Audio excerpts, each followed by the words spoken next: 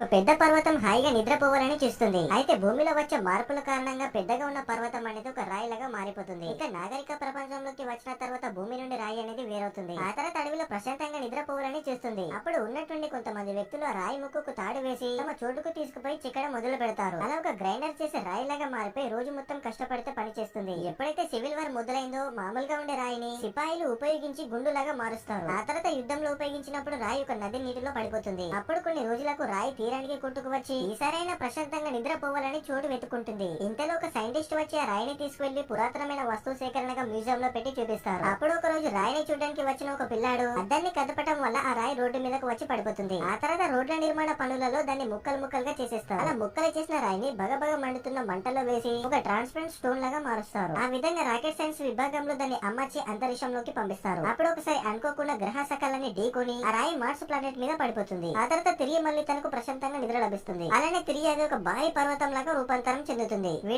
ఒక రోజు జాక్ అనే పిల్లాడు పడిపోయిన తన కార్ బొమ్మని టచ్ చేసినప్పుడు టెస్లా కార్ లాగా మారిపోతుంది. అయితే పిల్లాడికి సూపర్ పవర్స్ వచ్చిన తర్వాత రోడ్డు మీద నడుస్తున్న సమయంలో ఒక ఎలక్ట్రీషియన్ వైరింగ్ చేయడానికి ఇబ్బంది పడుతున్నాడు. అప్పుడు జాక్ అక్కడ ఉన్న టూల్ బాక్స్ ఓపెన్ చేయగానే అందులో నుండి ఒక రోబోట్ బయటకు వస్తుంది. దాంతో రోబోట్ ద్వారా ఎలక్ట్రీషియన్ పని చేయగలుగుతాడు. మరోవైపు ఒక ముసలి వ్యక్తి టాక్సీ ఎక్కడానికి ఇబ్బంది పడుతున్నప్పుడు జాక్ టాక్సీని టచ్ చేయగానే అదొక పెద్ద కార్ లాగా మారిపోతుంది. అప్పుడు ఆ ముసలి వ్యక్తి సంతోషంగా కార్ ఎక్కుతాడు. ఆ తర్వాత ఒక సైక్లిస్ట్ అనుకోకుండా కింద పడిపోయినప్పుడు ఆ వ్యక్తి ఫోన్ ద్వారా రిపేర్ షాప్ కి ట్రాన్స్ఫర్ చేస్తాడు. అప్పుడు ఒకసారిగా రిపేర్ షాప్ ఒక హై టెక్నాలజీ వెహికల్ గా రూపాంతరం చెంది జాక్ ఉన్న చోటు వద్దకు వస్తుంది. ఆ తర్వాత ఒక మహిళ డోర్ ఓపెన్ చేయడానికి ఇబ్బంది పడుతున్నప్పుడు తన దగ్గర ఉన్న టెస్లా కార్ బొమ్మను ఆమె వైపుకు వదులుతాడు. అప్పుడు నార్మల్ గా ఉన్న కారు టెస్లా కార్ లాగా మారిపోతుంది. అదంతా చూసి అందరూ ఆశ్చర్యపోతారు. ఇలాంటి పవర్ మీకోసం ఏం చేస్తారో లైక్ గ్లోరీ అనే అమ్మాయి తన చేతిని కదిలించినప్పుడు ఒక మాన్స్టర్ అదే విధంగా చేతిని కదిలిస్తుంది. ఆ తర్వాత గ్లోరీ తన రెండు చేతులతో అందరిని తప్పుకోమన్నట్టుగా సరి చేసినప్పుడు మాన్స్టర్ కూడా ఆ విధంగా చేయడం వల్ల అక్కడ భయపడుతున్న ప్రజలు దూరంగా పారిపోతారు. అప్పుడు గ్లోరీ మెల్లిగా కిందికి వంగి గ్రౌండ్ మీద క్షమాపణలు రాస్తుంది. ఆ సమయంలో మాన్స్టర్ కూడా అదే విధంగా రాయడం వల్ల అక్కడ ఉన్న ప్రజలు తమకు మాన్స్టర్ వల్ల ఏ ప్రమాదం ఉండదని గ్రహిస్తారు. అలా పార్క్ లో ఉంటూ మాన్స్టర్ యాక్షన్స్ అన్ని కూడా గ్లోరీ కంట్రోల్ చేస్తుంది. ఆ మరుసటి రోజు టీవీ న్యూస్ లో వచ్చే విషయం ఏంటంటే మెగా అనే ఒక మాన్స్టర్ సిటీలోకి వచ్చి అల్లకొల్లడం చేస్తుంది. అప్పుడు టీవీలో న్యూస్ వినగానే గ్లోరీ కంగారుగా పార్క్ లోకి వచ్చి చూసినప్పుడు